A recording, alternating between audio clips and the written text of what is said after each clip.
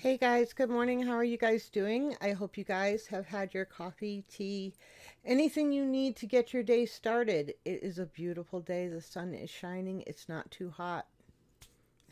I know. I'm always bitching because it's cold. Then when it gets really hot, I bitch. Now, I know. I'm never happy. Anyway, today we're doing something a little different. These are all either independent artists or new artists, mostly independent artists though. And these have all been requested by at least 5 people or more. Yes. So, the first one we are doing is by Echo. We have done him before, and it is called Why Aren't You Angry? I don't know. I don't know why I'm not angry. I am angry about a lot of things, but nothing we talk about here. So let's get it. Echo, why aren't you angry? This might be just an audio.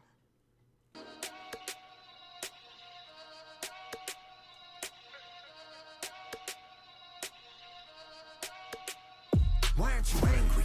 Why aren't you looking around? Why aren't you upset? Why aren't you thinking out loud? What is you scared, huh? Don't wanna take that stance? Yeah, it's safe where you sit in the stands, right? Why aren't you angry? If you've been looking around, why aren't you upset? Why aren't you thinking out loud? What is you scared, huh? Don't wanna take that stance? Yeah, it's safe where you sit in the stands, right?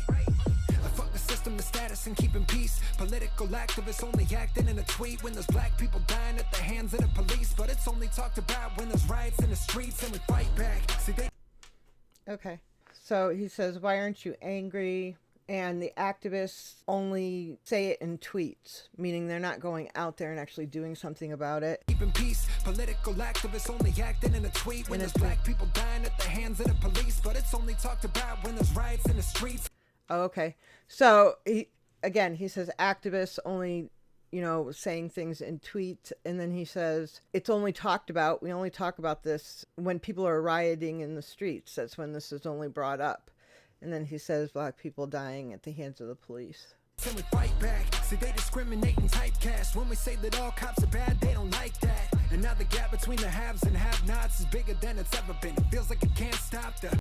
Okay. Yeah. So he says that right now the gap between the haves and have-nots is bigger than it's ever been. I think that it's because our president is, in his personal life, is one of the 1%ers. He always has been. He is a millionaire, always has been, and obviously in his presidency, he's left it wide open for people to know that he caters to the 1%ers. All of his policies cater to the 1%ers. So of course the gap between, people with money and the poor, it is a huge gap now, bigger than it's ever been. Say that all cops are bad, they don't like that. And now the gap between the haves and have-nots is bigger than it's ever been. It feels like it can't stop. The unemployment, the highest we've ever seen. And administration's poor management of a disease. Now we see through the shit. Another Wall Street bailout, but can't afford to fund the inner cities getting teared down. Yeah. I can't argue with anything he's saying right now. I agree with everything. He's saying that, basically Wall Street's being bailed out, and it's not just Wall Street. The airlines, what did we give them? $60 billion to the airlines for a bailout. Banks are being bailed out. Basically, big corporations are being bailed out, yet the inner city is basically poorer than it's ever been. It's being torn down. And that's where poverty-stricken people live, but basically they're being cast aside.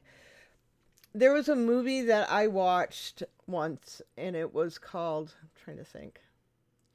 But basically it was where the 1%ers, they had basically walled off the inner city, the projects, and basically left it to itself. You know what I mean?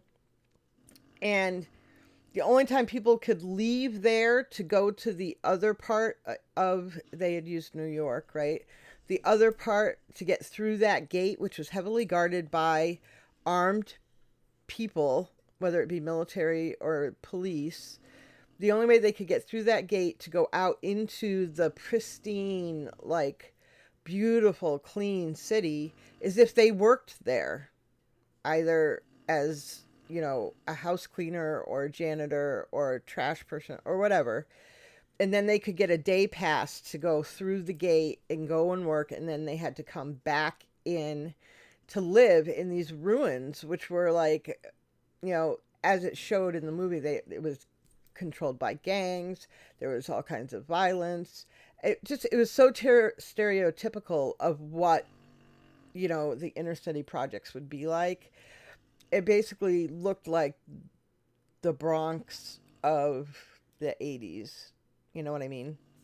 And I was just like, oh my God, you know, that is just, whoever did that movie, why can't I remember the name of the movie? I'm sure if you've seen the movie, you know exactly what I'm talking about. But that's kind of like what he's saying here. It's like everything's going to the one percenters. The bailouts are going to the corporations and everything like that. And nothing is going to the people who really need it. Unemployment the highest we've ever seen, and administration's poor management of a disease. Now we see through the shit. Another Wall Street bailout, but can't afford to fund the inner cities getting teared down. And all we hear is these entitled fucks. You're taking this too serious, hey, whiten up. Thinking everything will change if Biden won. You motherfuckers think the only problem is Trump. But who am I? Yeah, he says you guys think everything's going to get fixed if Biden wins, and you think all our problems are caused by Trump. Well, okay. I think a good amount of our problems are caused by Trump. However, you know, systematic racism, organizational racism has existed in our country for hundreds of years. Okay, we have had laws in the books and have created even more laws in our books against people of color for years, decades, you know, centuries. So that's not Trump. You know what I'm saying?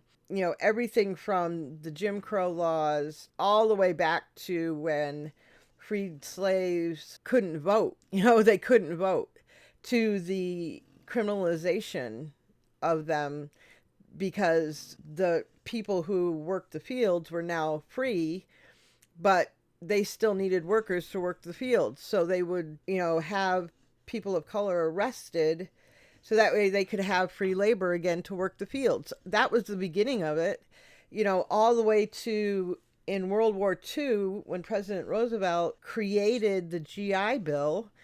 And the GI Bill, one of the parts of it was when a GI came home from World War II, he could get a house. Now, I'm a veteran. I got a VA loan for my home. It still exists. You can still get a house when you get out of the military. But what was happening was our military used to be segregated, but that didn't have anything to do with the GI Bill. When a soldier got out, black or white, you were still eligible for the GI Bill, which meant a person of color still got a house. And you could get a house in a nice neighborhood. So they would come home and they would be very excited and they would get a house. However, the white people who lived in that neighborhood did not like the fact that black people were moving into their neighborhood. So redlining was created. And if any of you don't know what redlining means, that is how the projects or the slums were created. That's when segregation of neighborhoods started. The government looked at, oh, well, we'll just say from this street over to this neighborhood and over to here. Basically, they would draw a red line on a map and say, okay, soldiers who are coming in from World War II and buying houses can only buy it in these neighborhoods. That's what redlining was. Another law, systematic racism. And I could go on and on. So that's not Donald Trump. However, Donald Trump comes into office, the first thing he said, I'm going to build a wall, and starts tearing families apart who have lived in this country.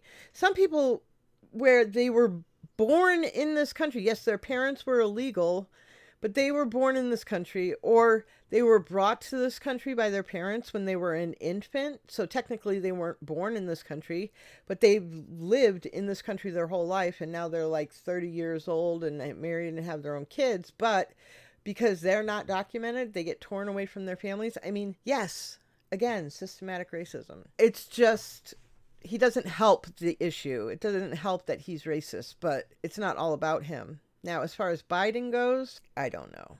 He's saying it's not going to get any better with Biden. I'm saying I don't know. Sorry, I just went on that whole spiel. But some people don't realize when you say systematic racism, people just like put a thing in their head that says, oh, well, welfare, blah, blah, blah, blah, blah. That's not systematic racism. Systematic racism is how I just described it. And there's more, but that's what systematic racism is. The inner city's getting teared down, and all we hear is these entitled fucks. You're taking this too serious, hey, whiten up. Thinking everything will change if Biden won. You motherfuckers think the only problem is Trump. But who am I to speak? White male in America, made a living off of black culture, I'm aware of it. Trying to check the privilege that I have and educate myself to understand best I can and demonstrate it. Okay, so yeah, he's saying, who am I to say any of this anyway? I'm just a white man in America making money off of black culture. So basically he's saying, you know, I'm white. You can take what I say with a grain of salt, basically, because I'm a rapper. So rapping is a black, technically, historically, is a black art form. So who am I to say anything? However, I've been educating myself about my privilege and what I can do and what's been going on in this country. So that's basically what he says there. Yeah, like homie, take a look around. You think there ain't a problem, you just ain't been affected. Like what's it gonna take for you to see it now? Cause it's so obvious that I don't fucking get it. Why aren't you angry? Right. Why aren't you looking around? Why aren't you upset? Why aren't you thinking out loud? What is you scared, huh? Don't wanna take that stance? Yeah, it's safe where you sit in the stands, right? Why aren't you angry? Right. If you've been looking around, why aren't you upset? Why aren't you thinking out loud? What is you scared, huh? Don't wanna take that stance? Yeah, it's safe where you sit in the stands, right? No, marijuana's an essential business, but we still keeping people locked up on a bogus sentence. How the fuck do you... Right. Okay, so now he's tackling the drug laws, which are crazy. So, oh my gosh. So this all started back in the Reagan administration, actually the Johnson administration. President Johnson was the first one to actually do a war on drugs type thing, right? Where he wanted to be seen as... Johnson is basically a joke as a president, and anyone who has had any type of education in poli-sci, political science, knows the history. So Johnson was put into office because Nixon resigned because of the indictment. So he was vice president. So he was put into office midterm because Nixon left. And he was basically a joke as a president. Not too many people had any type of respect for him. So he decided to take a hard-nosed stance on drugs. Well, think at the time of this, you know, there was still a lot of people left over from the hippies movement and stuff like that. So a lot of people smoked weed. He was the first person to do a war on drugs. Well, then Reagan comes in, and Nancy Reagan, her big thing was... she was going to do a war on drugs, and that's when you saw all these commercials with the egg in the frying pan. This is your brain on drugs, and they crack the egg into the sizzling frying pan thing. But that's when a lot of people were getting really tough sentences. He also was the one who... Actually, it was Clinton, the one that did mandatory sentencing, which again is another problem. But that's when a lot of people went to jail for like minimum amounts of weed. Like they would have just like for personal use, right? Now there are laws that say for personal use, it's like a misdemeanor, but over so much, it's a felony or it's whatever, jail time. But at that time, it wasn't. It was just like, no matter if you had it on you or not, if it was just resin in a bowl or whatever, you went to jail and you got hard jail time. In fact, some people got more jail time for marijuana than people get for rape. And it's still like that. A rapist can get out in like 4 or 5 years, whereas someone for marijuana could get up to 10 to 20 years. It's ridiculous. And the people who get affected the most from this are the people in the marginalized populations, the Hispanic, the black populations. So that's what he's talking about here. There's still people in jail today because of the Reagan administration and the Clinton administration. Why aren't you thinking out loud? What is you scared, huh? Don't want to take that stance. Yeah, it's safe where you sit in the stands, right? No, marijuana's an essential business, but we still keeping people locked up on a bogus sentence. How the fuck do you explain that? All the privatized prisons making billions off of their backs. Yep. If it don't line the pockets and they don't line it up, if it increases profits, then go and lock them up. Don't want to see another tweet from Donald Trump in all caps lock trying to pander to these stupid fucks. You know, the ones who think global warming's fake, then they want to spend money militarizing space. Built a wall on the border to keep you safe when the healthcare and education here is a disgrace. Yep. And then the clickbait generation media saying anything they gotta say, so you read it, huh? And both sides never speaking the truth. They got a view when they pushing that agenda to you. Why aren't you angry? Why aren't you looking around? Well, okay, so I've done 2 videos in the last week where I have said straight out that the media pushes a narrative to people, and it doesn't matter if you're listening to the liberal media as like CNN or MSNBC, or if you're listening to the right-wing media of Fox News, right? So everybody is pushing their own agenda, their own narrative, and depending on which one you're watching, if you believe that narrative, that's what's splitting the country apart right now. And so, yeah, exactly. I agree with them 100%. Off of their backs. If it don't line the pockets and they don't line it up, if it increases profits, then go and lock them up. Don't want to see another tweet from Donald Trump in all caps lock trying to pander to these stupid fucks. You know, the ones who think global warming's fake, then they want to spend money militarizing space. Built a wall on the border to keep you safe when the healthcare and education here is a disgrace. Right. And then the clickbait generation media saying anything they gotta say, so you read it, huh? And both sides never speaking the truth. They got a view when they pushing that agenda to you. Why aren't you angry? Why aren't you looking around? Why aren't you upset? Why aren't you thinking out loud? What is you scared, huh? Don't want to take that stance. Yeah, it's safe where you sit in the stands, right? Why aren't you angry? If you've been looking around, why aren't you upset? Why aren't you thinking out loud? What is you scared, huh? Don't want to take that stance. Yeah, it's safe where you sit in the stands, right? Poor neighborhoods being gentrified. Only open-minded when that shit's incentivized. They're spraying food with chemicals and pesticides, and y'all still worried about how people identify? How you gon' feel when you start to see mentally ill still can't get the help they need? Right. They're making deals with pharmaceutical companies while the homeless rate skyrockets to the next degree. Okay, now this is one that's really near and dear to my heart, which I get very upset about. He's talking about how, you know, the pharma companies are like raising the rates on medicine, and how the people who have mental illnesses can't get the medication that they need, and how the homeless rate is going up. One of the reasons that the homeless rate is going up is because veterans that are coming back have extreme PTSD, and they also are having problems reintegrating back into civilian society. And they need mental health care, and they need not only talk therapy, but they need to be on medication. And so one of the big problems is that it's taking forever to get their claims put into the VA. And because it's taking forever, they're not getting the help they need. They're not getting the mental health care or the medications, and they can't afford those medications. The VA is supposed to be taking care of all that. And so they're kind of lost in the shuffle, and they end up self-medicating, and they end up on the streets. Over 600,000 veterans are on the street. 22 veterans every single day take their own life.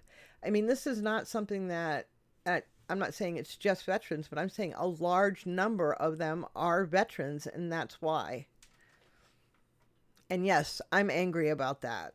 Chemicals and pesticides, and y'all still worried about how people identify?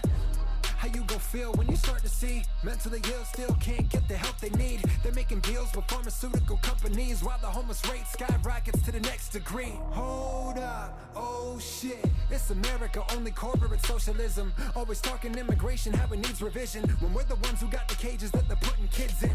Yeah. I love this country with my whole heart, but I'm mad cause I know that we're better than this. Yeah, it's rough, but it's a place to start. And if you really do care what the flag represents, why aren't you angry? I agree with him 100%. There's nothing in that song that I don't agree with. Kudos to you, Echo. That was a fantastic song. Thank you for putting it out. I mean, just, you're angry. I'm angry. There's a lot of people who are angry and not a whole lot of people who are speaking out and saying what they feel they need to say. You're right. There are a lot of people who just take to Twitter and say the most ignorant, stupid shit I have ever seen in my life. And people who comment in our comment sections and say the stupidest shit.